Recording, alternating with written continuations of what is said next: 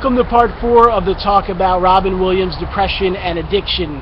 Many people ask me why God is such a big part of most recovery programs. Alcoholics Anonymous and Narcotics Anonymous focus on surrendering to a higher power. And in my own life, I've learned that I can't do everything on my own.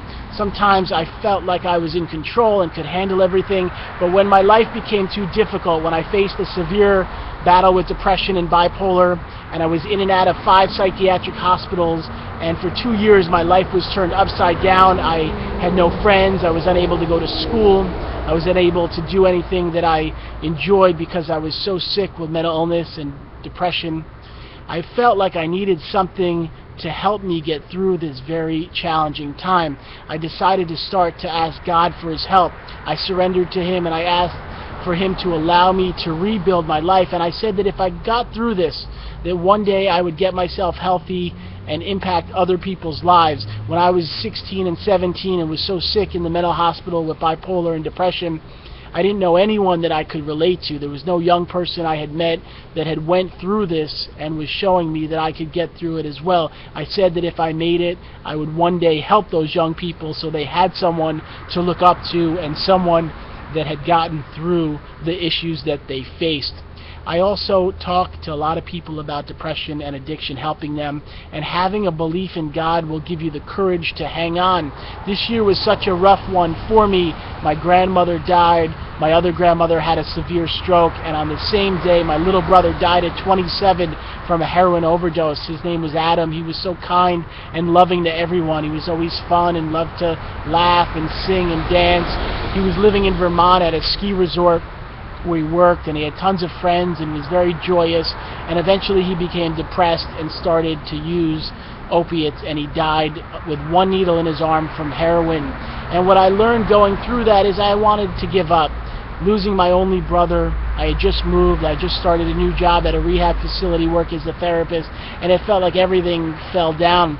And part of me wanted to drink or use drugs to handle what I went through, but I chose not to. I asked God for His help and for His advice, and He said, Blake, if you will press on, if you will use this experience, I will help make other people's lives better.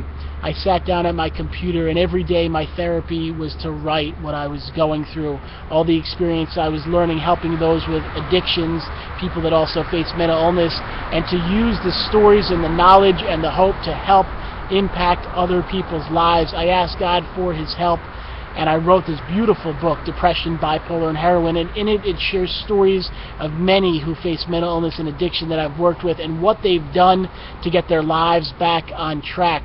I also have found that for so many with these issues, they have a big amount of guilt and remorse. An example is a guy named John who was stealing from his grandmother to pay for his drug habit. He took her wedding ring and sold it to a pawn shop. He stole all her jewelry and sold it, and his grandmother was his best friend. He loved her so tremendously, but when he was in his addiction, he was willing to do anything to get the money for the drugs. He felt so sad and shameful after this, and eventually his grandmother came to the rehab to meet with him, and he honestly admitted what he did. And part of the 12 steps are to admit and apologize what you've done to others. And his grandmother said, listen, first of all, I knew that you stole them. It was pretty clear who did it, and I knew you had this horrible drug habit. And do you know how grateful to God I am that you are alive, that you didn't die from your addiction, that you are in rehab, and that you've been sober for almost 60 days. I can get another wedding ring, I can get another jewelry, but I can't get another you.